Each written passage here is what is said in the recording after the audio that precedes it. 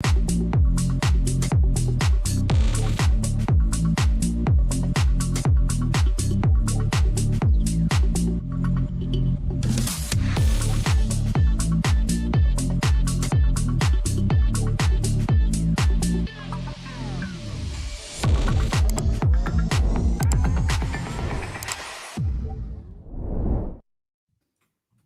morning and welcome back, everyone, to the Explicit Measures podcast with Tommy, Seth, and Mike. Hello. Welcome back, everybody. Good morning. Good morning. Jumping back in. This is a pre-recorded episode, so just FYI. This is something we've already kind of cooked up a little bit earlier, but we're delivering it on our schedule. We got people traveling and moving around. So let's jump in today. We've got some openers today. We have a good article. Let's talk about what we found here kind of across the internet here. So the article, I believe this is from Teo Lekchev. Is that how you say his name? Yep, Teo from ProLogica. And a long-time MVP. I don't think recently not an MVP, but historically, right? A long time. 15 year, 2019, I think was his last. So he's a MVP of MVPs. It takes a long time to be an MVP for 15 years. 15 years is a lot of dedication. Long time. Yep. In lieu of talking about MVPs, I'm happy to announce that we are also. I'm also an MVP for this year. I think Seth, you made it again for yet another year. Yep. And then Tommy, you as well. Not even halfway to Teo yet. We are 7 years. Yeah, not even halfway yet. Excellent. So jumping into the article then, we'll put the article description here in the description of the video. The title of the article is The Good, the Bad, and the Ugly of Fabric Data Integration. Kind of talking about the integration pieces of Fabric. And what I would say, again, just high level before I get really into the article here, which I think there's some good talking points around this article. I definitely think that the Fabric space has opened up a lot more options to business users on how to engineer data, which may be a good thing, and it could be a bad thing depending on how you look at the world. So that's kind of like my initial thought. Any other reactions, gentlemen? It does. I like the idea of this middle portion of the notebook where he starts. There's an outline here, an Excel table, right? So being in such an MVP for so long, knowing this space so well, I really did like the table around a data pipeline, data flow Gen 2. Notebooks. These are those three kind of development pipelines you potentially could use inside Fabric to build engineering pipelines of information, which I really like. Kind of the breakdown here. And would you guys agree with that table with the different pieces in there? I think Mateo did it the more appropriate way. I think that was our argument when we saw that decision guide. We're like, I don't think this makes too much sense in the real world. But honestly, I think he put it in the right order of there's really three roles. These people have been there. So it kind of aligns on the primary user. So you have the data pipeline, the data flow Gen 2, and then the notebook. So data pipelines aligned to BI developers, but data flow Gen 2s aligned to the business analyst, and then notebooks aligned to data scientists and developers. Would you agree kind of with that part, Seth? Do you think those kind of are the right delineations for you? Yeah, I didn't spend a ton of time on the table itself because we've talked about that ad nauseum, but I think it pretty much aligned with a lot of the things we were saying.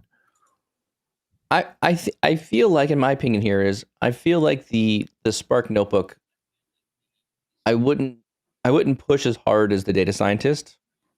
I do think people will like the experience of working with notebooks in general. Now, whether you know Python or not, that's a different story. But I think the experience of working with notebooks is actually quite. I would probably put that more and make a BI developer might also like to lose that experience as well. Let's move on to a couple of the other sections of the article. He talks about the three kind of areas: the good, the bad, and the ugly. And the good section kind of refers to data flows are more scalable. You're not limited to all these different things you need to spin up in Azure. I will say, with Tommy and I kind of going through a series around just kind of noodling in Fabric, it has made things a lot less friction to go create things, add files, synchronize them with your PC. Like from that perspective, I think they've done a good job, and I feel like well, it still has a little bit of rough around the edges, which again, it's in preview. I get that. I really like how much less friction there is to create the stuff you need to create. Well, and I think that's got the all this biggest faith, thing. Tommy. Like, The go with one it. thing I know this is like, because it's just like all the stuff I've been doing in Fabric where I really do, what hit home to me what Matteo said was I abhor the idea of putting all of your BI artifacts into Fabric, because if nothing else, that might not always be the best use case for everything that you're doing. So I really think until there's a little more, because right now it's kind of acting if it was just like, think about Azure and this and what we have in storage, right? Sorry, it seems to be. Well, that makes sense, Tommy. Okay, then moving on to the bad and the ugly pieces of this one. So it talks a little bit more around, and again, it's kind of alluding to the data engineer and the data integrator, and this mix of this new role, and how this kind of transforms into potentially a disadvantage. There are some features that were in Synapse that are no longer there. There are some things that were in Azure Data Factory that are no longer there that you don't see in Fabric. I think everything is trying to figure their way out to understand, where is the right place for this. And it feels like we're throwing a lot of data engineering tools at people. And I don't know, I get it from a, I missed the final comment there. I missed the T-SQL merge in Fabric Warehouse. Like there's some things that have been taken away, which I understand. I think I get it. Hopefully those things get rounded out in the future and those features get added back in. But I would almost argue, I think Microsoft's really trying to centralize on a team. And yeah, I could see this as being perceived as a bad scenario here, but I perceive the data engineer and the data integrator bringing them into Power BI makes a lot of sense. And I really do like that experience. So yeah, you maybe call it a bad thing where you're trying to throw too many things at Power BI. I maybe disagree here a little bit and would say, yeah, I understand there's some challenges there, but I think this is the right move long term. I think it's right in the long term, and that's what we have to weigh the pros and cons to, right? As we're discussing this right out of the gates, there's a big hype cycle on it, right? But yes. The problem that I think he does bring in is an interesting one, because he brings up some of the lost implementations from Synapse, right? So if Synapse is the way to go, and you like build all your pipelines in Synapse, and like that's what we're doing, and then all of a sudden Fabric shows up, and you don't have the capabilities to support the same things you just pushed in the Synapse implementation. Agree. That's a miss, right? I agree. So yes. I think the base level to push into these really major new things has kind of consistently been a miss on Microsoft's part. They'll eventually get in there, right? Yes. But that's in conflict with the hype, where people are trying to like get in on the preview and implement new things and lock in all of a sudden now not just reporting but ETL. And this is where I think he makes the second point, which may be a podcast in and of itself, because I hadn't thought about it till now, but like typically engineering or companies have always liked to separate their ELT, ETL, and data from specific systems, right? Like they love playing in this agnostic system where it's like from specific reporting systems. What if that reporting tool doesn't work for me anymore? What if this new thing comes out? I want to plug my data into that. And I think what he's poking at here, there are definitely some implementations within Fabric across the whole data stream that if you start locking into it, what if you want to do something else? Can you? That's a good point. And that I think begs more of a conversation, but that is a very long-standing, tried and true kind of like I want my data and the way it's shaped to be reusable anywhere I want it. And does Fabric actually challenge that? Is Microsoft trying to say, yeah, no, you're in this ecosystem to benefit from everything? And is that is that hey, we're saying that because Fabric is just out and in preview, or is it that's actually the long-term strat? That's a really good thought. I mean, there's a lot of communication in this space around not having vendor lock-in with a particular technology, and that's kind of speaking to that point a little bit there. Right.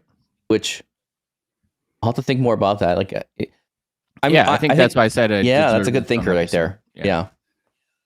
Any final thoughts, Tommy? Well, and yeah, I think I was having some internet issues, so hopefully it's been resolved. But I think the other big thing, and this is not saying Fabric really okay.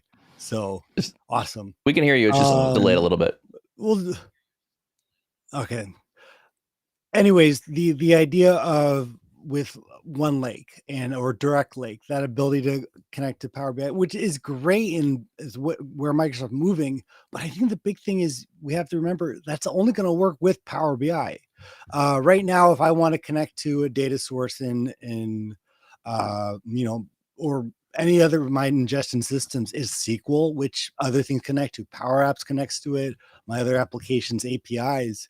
But with Fabric and Direct Lake, that's really a Fabric to straight to Power BI. So it's really limiting the ability for what the database can do. Agree. Sweet. Sweet. Let's move on to our main topic for today. So this kind of dovetails kind of into what we're going to talk about next, which is another article that really talks about really going deeper on. So a gentleman on LinkedIn, Tristan Burns, is trying to kind of unpack, what does a perfect data analyst look like? What does that individual characteristics or skill set need to be have? What does that person need to have from skills to understand how can they be effective in their role, or what does that mean? And I feel like recently, especially with the introduction of Fabric here, I feel like the term business analyst or data analyst and data engineer, they've been these two topics around skills that people have. But the Venn diagram, I feel like, because the tooling of the technology is bringing so many technology pieces together, I'm not trying to discount the skills for each of these roles, but I feel like a lot more of the roles of those two elements are interlacing. It's becoming more integrated. There's more transferable skills between the data analyst and potentially what we're doing in the data engineering space as well.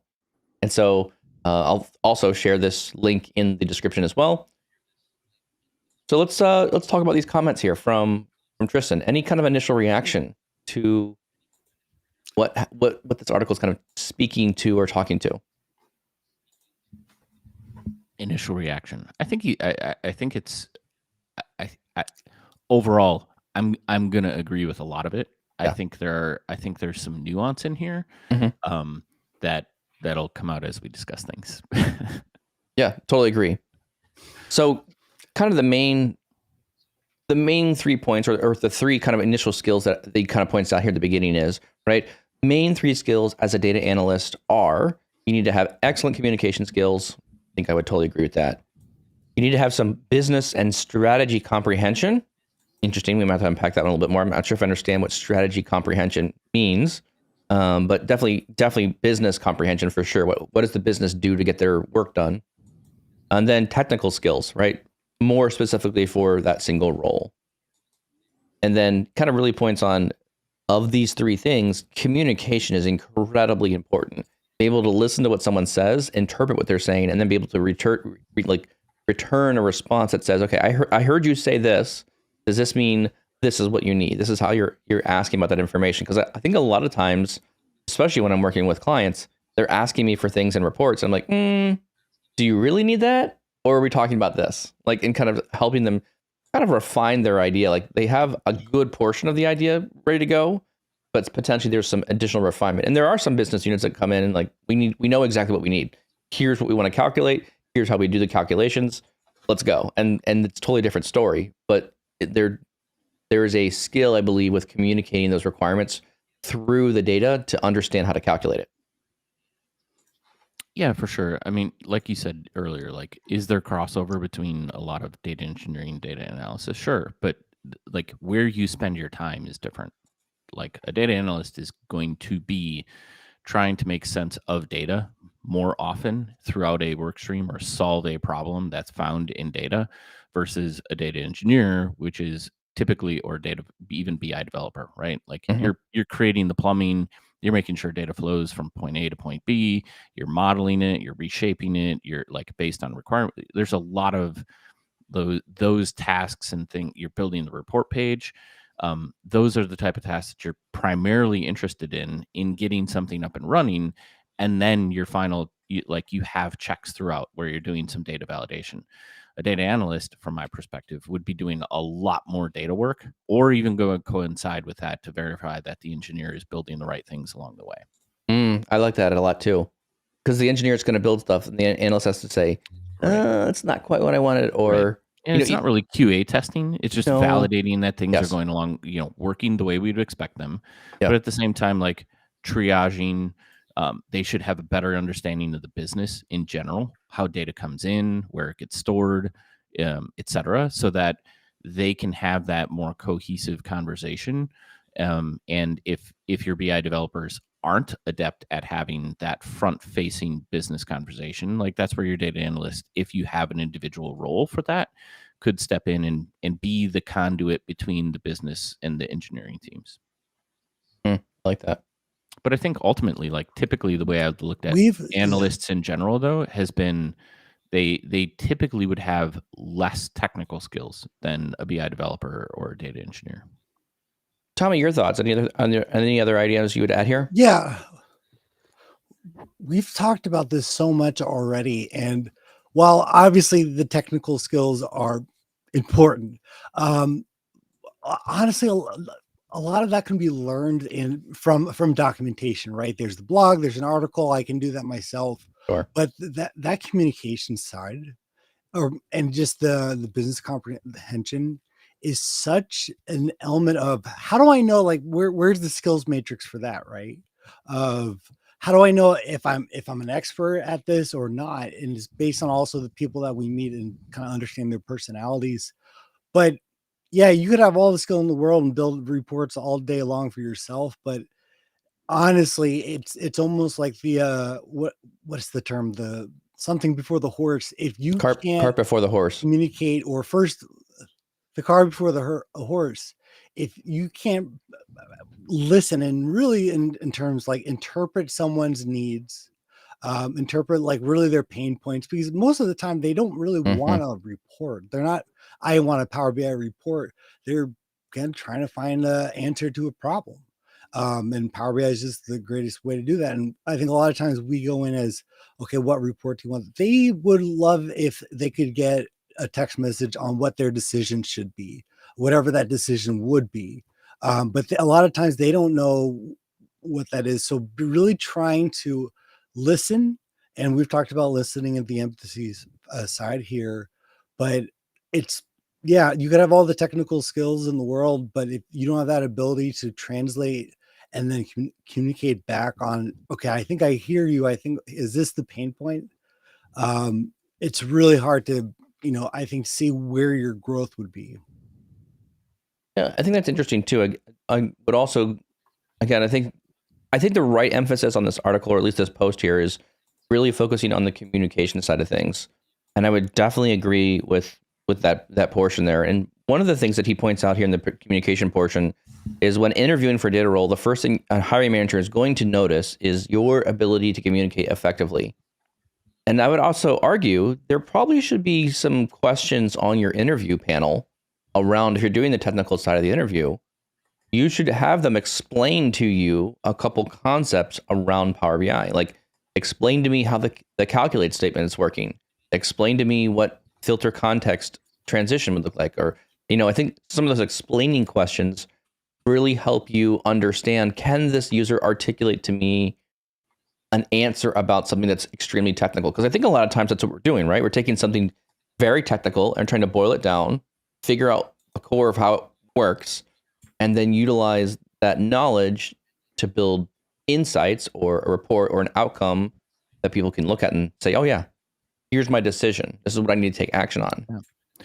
I think what's most interesting about where Tristan plugs today is, and I'm not saying that he's doing this, but a little bit, and we do it as well. And I think there's a trap here that experts or veterans of data kind of fall into, and that's describing areas that other people need to learn that we are vastly familiar with, and describing it to novices as something that they like a thing they need to learn.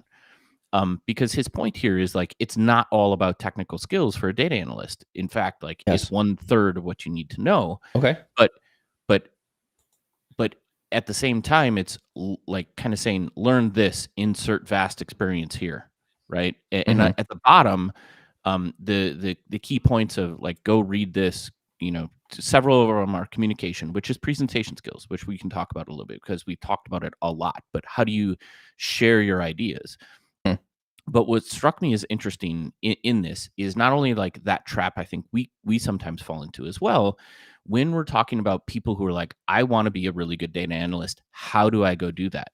And an example I'll give you is go out to the interwebs and type in, how do I learn SQL versus how do I learn business comprehension, or what is business comprehension? Do you know how many results you get for business comprehension? When I say that term, when I read it, I'm like, yeah, I know what that means. Do you know what it means? Right? I'm like, I want the technical definition for a novice who's like, I'm reading what business comprehension is in this LinkedIn post. I found one link, and that is a business comprehension test you can take. And part of that is to identify how you think in abstract reasoning, assimilated understanding, contextual reasoning, deductive reasoning, numeric reasoning, which are super generic as well. Yes. So it's almost speaking to like how when a novice goes, well, I want to be a data analyst, and I run into that, and they go, oh my gosh, like what do I even do with that? How do I study that? What do I need? Like, does that mean I need to like buy 20 books, read them? Or is it saying ultimately like you need to get your butt in seat in a job to gain the experience in these areas with focus points on them? I don't know, right? But if I'm going to like try to equate like what do I have to go study and learn, it's very easy to go, what do I need to learn with SQL? And 500 pages of results come back to me of like how I can go learn this technical skill. Yeah. So like to me, it speaks volumes of is like, why do people focus so much on the technical? Well, if we're using terms, if we're not guiding them in directions of like, hey, in order to understand abstract reasoning, you need to go read these 3 books. And the key takeaway out of those books is this, right? But so much of our knowledge, I think, has been accumulated over time that it's very easy for us to say, okay, what we need to do is when you sit down, here's the questions you need to answer or get answers for, because when you generate a report, like bar none, like you're going to get the information you would need to put you down the path. But the why might not be there for somebody who's never done it before. Right. And I think that's where we even fall into this same kind of trap where we start talking about things like because we already understand the results of what the business is going to give us, because it becomes very repetitive, right? Like if they don't give us the right answer, we'll keep probing. But that's not what we say every time. That's true. Right? We say, go ask this question. Yes, that's very true. And I think also, I think you bring up a really good point here. I think a lot of the business questions are very repetitive over and over again. I think that's a really, like a lot of the businesses I look at, and even across industries, I could look across industries and they have very similar questions around the same type of information. They're when you can understand and articulate the end goal and potentially pull up a little bit higher. So there's in the weeds details, building reports, like for things in the weeds. Okay, how do I get to the salesman bonus for this month? Like that may be a very technical piece of what your data modeling looks like. But when you pull really high up to like the organization level, we need to make a profit, and we have goals that align to that direction. When you start bringing that kind of context down into the business units, okay, what are we working on that's aligning us to increasing efficiency, profit, more sales? Like you start thinking about these terms, and again, you're taking like some general business direction, corporate goals, and you're distilling it down to like a department and saying, okay, again, this is kind of where the phrase, now that you say this, Seth, the phrase, if this report isn't making you money or saving you money, why is the enterprise BI team focusing their attention on this data stuff? Like there's definitely going to be reports that are just there for prosperity and finding answers to questions. But like in general, when you're spending a lot of money on a central team to build stuff, those team members should be focused on stuff that's saving money or making money. Yeah. But I think it's also the difference even in reporting where so much emphasis is on not just taking data from a system and throwing it into a table, because it's just data. We look at data all the time. Yeah. But are we doing the same thing when we look at data analysts or data roles, right? Are we just saying, hey, inherently you should understand like what data is, and they open up a table and they're like, okay, I see a bunch of values. It doesn't mean anything. Yes. How do we bring like that role value, and what do they learn, right? So as I was thinking like, hey, we should direct people more, some questions that I would say, hey, if you're brand new to data or you're learning how to be a data analyst, right? There's typically either you're fixing something or you're trying to put something together, like a data set together to analyze for the business. And here would be like my pointers, and I'd be interested if you guys had any others, right? So first and foremost, understand, how does data get into the system, right? Is it from an application? Are customers using this? Are these end user? Who's entering the data, and how does it get like put into the system, and where? What changes happen to it then, right? Like, is anybody transforming it? Do we have like formulas that modify the data or in any way, shape, or form before you're analyzing it? What are you seeing like in context within the table? Like, are you like, do all the values align? Do some analysis on like grouping it together with different elements within there based on the knowledge that you already have, and then make a decision point. Like, does this apply to the issue area that I'm trying to solve? Or is this part of the information I would need to start to do data analysis? But by like having those steps of like understanding where it comes from, how it's stored, and how it's living within the data relevant to it in other columns, gives you a lot of pre-understanding of how the data sits in the table before you start manipulating it, before you start taking a hypothesis of like what is wrong, or how do I apply this to other areas of the business. Like, though, you have to approach data from a business focus, right, where you're asking all these questions about it to start to gain context from it. Tommy, what do you think? Any additional pointers that you would add in there? Any reaction to some of the Seth's initial pointers? Well, honestly, this is always the part of the time when Seth is dead on. But yeah, I think a lot of times too, you can get stuck if you're dealing with the same data set. So you kind of know, if you're more familiar with, like, you've been working on a single department. So it's a little easier when at least I have the same people time again. But there's a ret to that, right, Seth? Where you're talking about, like, sometimes I'm just looking at rows and rows of data. It's like, how in the heck am I supposed to find what's important? How am I supposed to find that, not even a dime in the rough, but that combination of records, a combination of the technical side, and say to a user, let me just sum this up for you to, again, I think, Seth, you brought this up a long time ago, that if you had a client where they literally all they wanted was to see a thumbs up or thumbs down. And that's where I'm always trying to get to, no matter how many rows of data or how technical the logic is, both with the model itself or what we have to do in DAX. The end result should be something where someone can look and say, thumbs up, thumbs down. This is what you could do about it. But that's where I'm always trying to get to. And that's very different from when I first started in Power BI, when it was, I could give you all the variables and all the things affecting it. But it really, I think I know that I have a good comprehension with the people looking at the report and my own comprehension of the data, when that summary page and the high level view is right to the point. when I don't feel the need to continue to add more visuals or continue to add more complexity. If I can just simply focus on, okay, how do I make that turn green when and how do I make that turn red when this happens? If I get to that point, then I've kind of married that technical skills, but I know that I'm at least understanding the person's needs. And again, it's hard when you're just looking at rows of data because it's hard to know where to start, but that's kind of my end goal.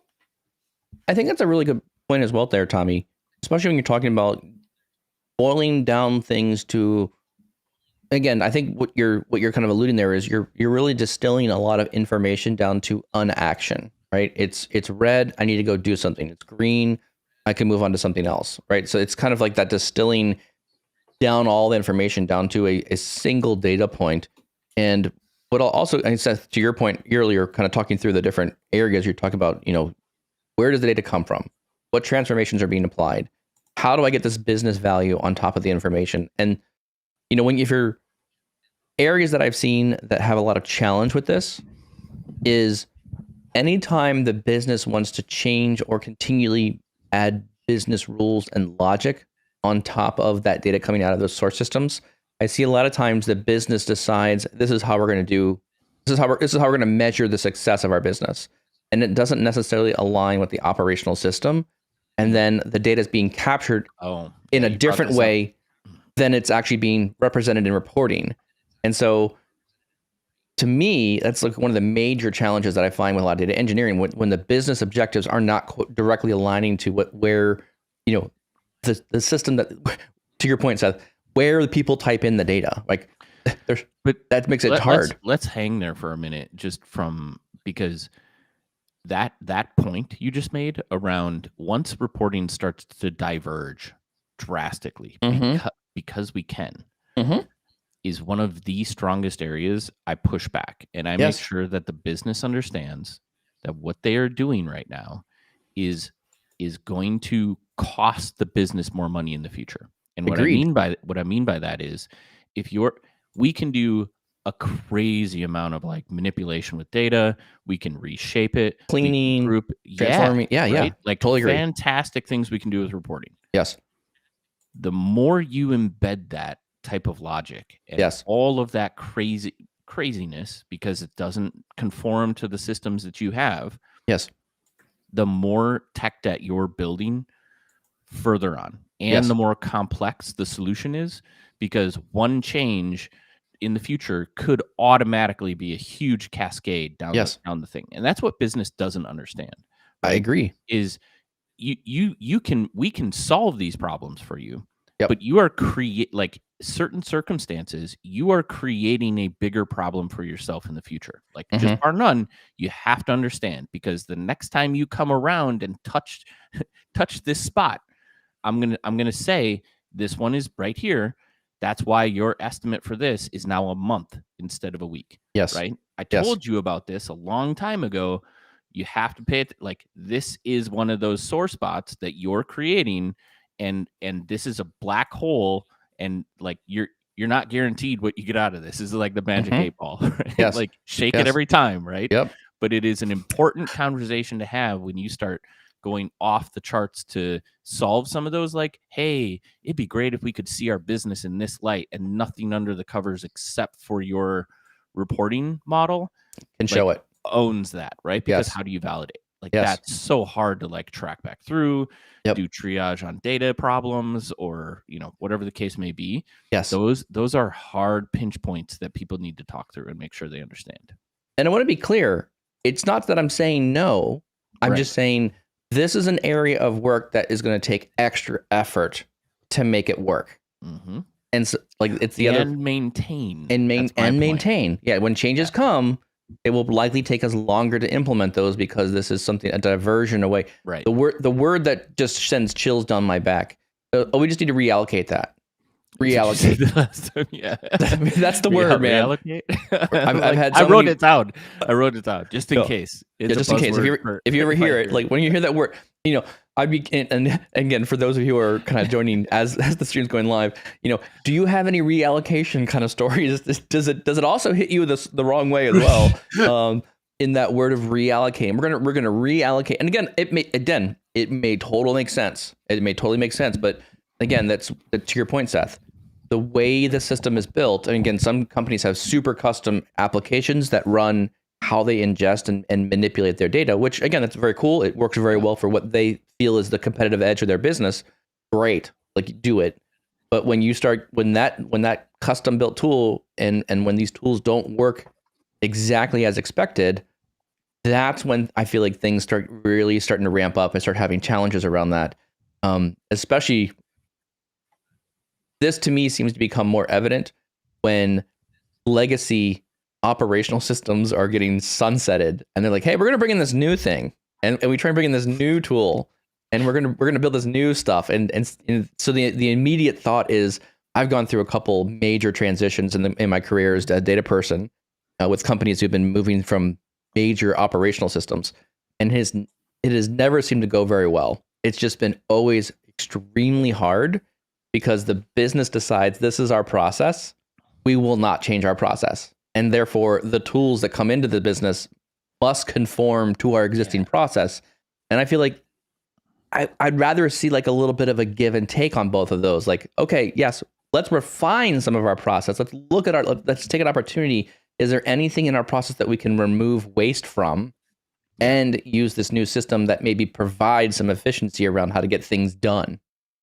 There's actually the opposite of that too, where systems are not well designed. Like especially when you're talking like legacy, you're referencing there's a new architecture, there's a new way to do things. Yes, and you're always going to be bit unless you go down and like spend a bunch of time with the people doing the day to day. You're not going to know how many like offshoots of just random things that are core to the business are created and run. Because in a perfect world, these are all just segments and puzzle pieces, and we just like reallocate and push the puzzle pieces over here. It's everything is over here. Why is it not working? Like if my job was only so easy, where I could just take everything was just a bunch of puzzle pieces and just stitching them together and done. Oh, that's good. Tommy, any thoughts on from your side around that? Well, I think that a lot of time, I think one of our previous episodes had this idea of a data contract. Do you remember that? I do remember that one. It was data engineering, and I don't remember the person's name, but he posts a lot about data contracts on LinkedIn. But that idea, because it's hard for us sometimes, but guess what? It's really hard for us if the business or those people don't know how does the data is coming in, or we've talked about not even having goals, but if they don't know necessarily how they're tracking their performance or what's affecting things, then the integration's a non-starter. Or if I think a big part too is part of that communication is the trust, not just, and we always think of trust as I trust the data is going to be right, where it's going from business to us.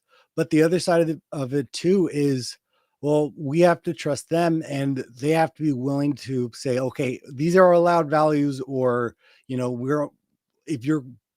wherever our data is coming from, we know that it's in a sense been verified. It's these groupings of fields. It's how we're tracking these things, the logic that we're doing. It's not, oh well, I think we had it, do a filter 2 weeks ago on someone's name, but we do that all manually. There's still a lot of things businesses and teams do in a sense by hand, just because it's easier, rather than saying, let's get this integrated and automated into our own pipeline, so then we can report on it. But there's a lot of those always nuances that never or kind of always lead to a lack of, I think, understanding on both sides. The automation story here is a very interesting one as well, especially when we're talking about data analyst, right? Is it their job to be able to do the automation of things? And I think you're also touching on a point here that I think is very relevant is, as you build data models and other things, there comes a point where you need to be able to figure out inside that data analyst role, what are the main core features of let me step back. Let me pull my thought back here a little bit more. When I look at this large table of data, when we're talking with teams and we have this massive table, the large table of information we have presented in front of us doesn't really help us, right? We have to pull out something from that large table of information. Like, again, I think as data sets get even larger, there's even a larger spectrum of you just can't function with such a large space of information. I'm not going to present to you a Power BI report with millions of rows in it because you don't know which of the 5 or 10 rows are actually relevant to you or not. So to me, like, that portion of things is like, that's where I'm trying to go with this, trying to drive for action on top of this data. And then the more you add automation to this, the more you pull away that business logic out of the business user's hands, and you need to document that. That's got to go somewhere that you can say, okay, here's your raw data table, but here's the summarized, grouped, actionable information, because you can't have again, I use the analogy when I talk with people around this one is, if you have even 10,000 rows, tell me which 15 rows are impacting your business. You can't. Yeah. It's very hard to go through that. That's why we do aggregation. Yeah. That's why we roll things up. Like, it's the whole purpose of what we're trying to do here. So yeah, we might not have the full story in the first couple pages of your report, but you have to have something that's going to roll up or aggregate or overview or summarize some things for you. And then to get from that raw data to the summary, that's where the black box, the voodoo, the magic, whatever you want to call it, that needs to be documented. So we know, oh, here, we're going to filter this stuff around, or we're going to again, to use my term I don't like right now, we're going to reallocate this a different way so that it makes sense to the business, right? That's where the reallocation is going to be applied.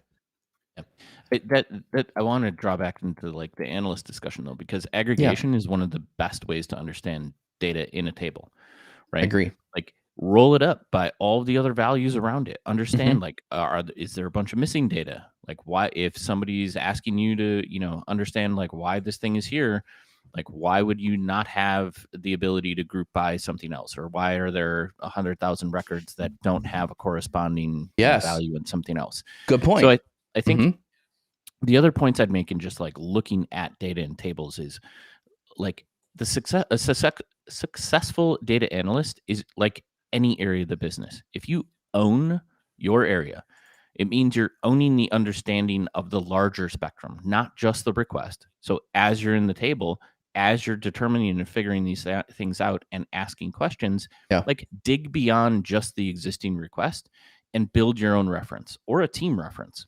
Like, one of the things my team is doing with a whole bunch of new folks coming in is there's some very complex business logic.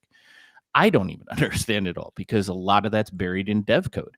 Yeah. So as we discover it, as we do things, we're creating our own reference library of, hey, go check here when you get interacted or requested for this thing, because there's like a 5-part thing you have to understand about how the data gets into a particular place. Yeah.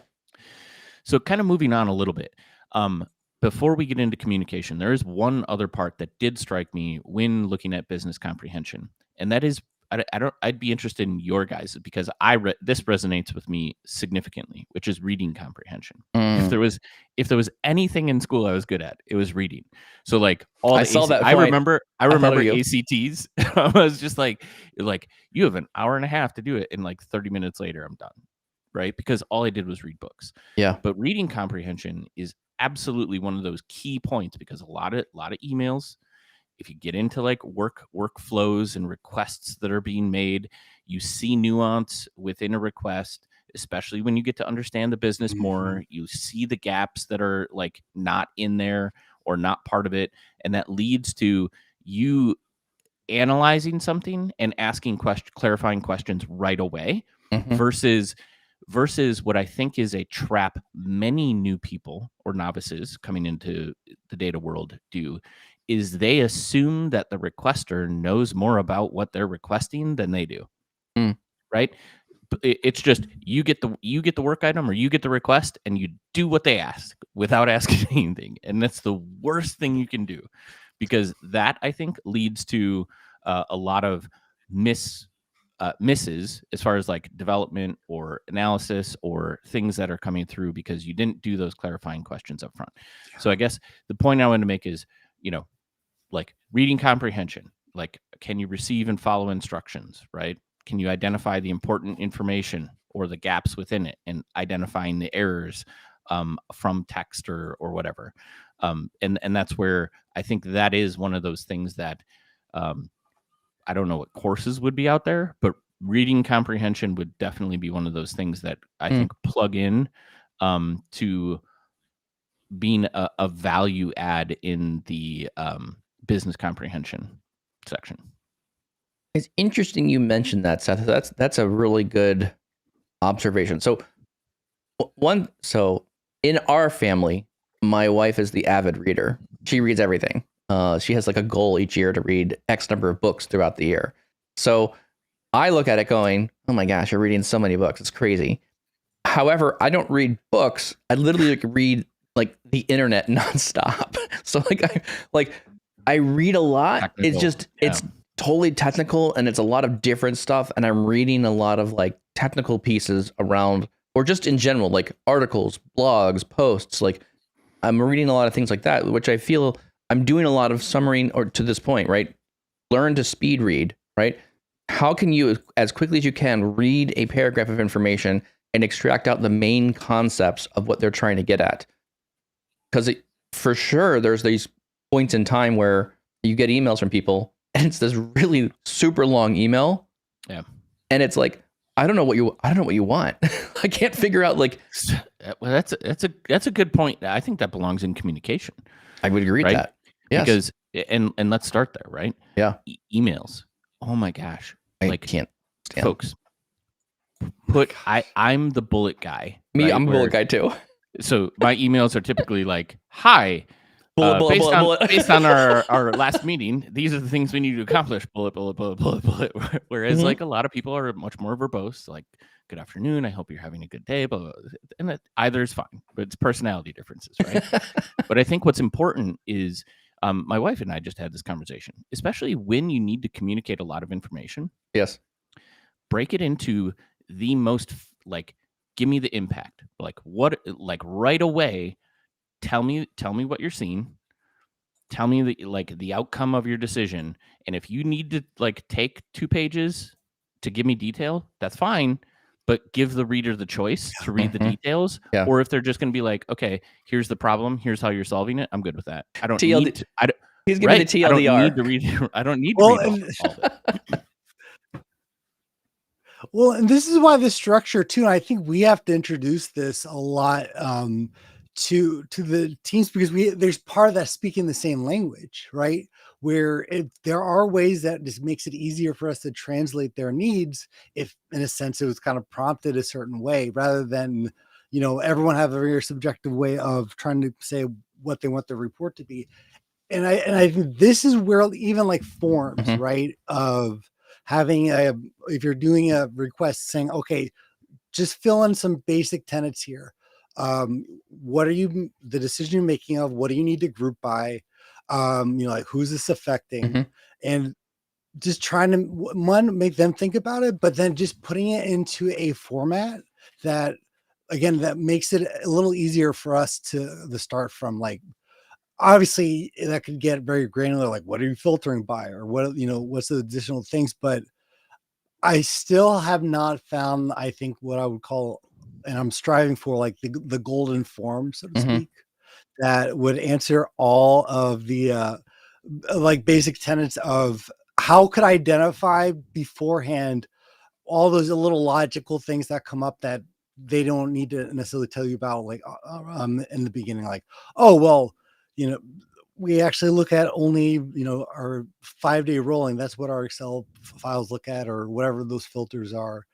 So I'm trying to find a way to prompt or create a form that's going to, what I'm calling the holy form, the holy grail of discovery forms. But even if you just start with something, rather, you know, but forget Word documents, forget emails, just create a Microsoft form, use Jira to say, who's this for?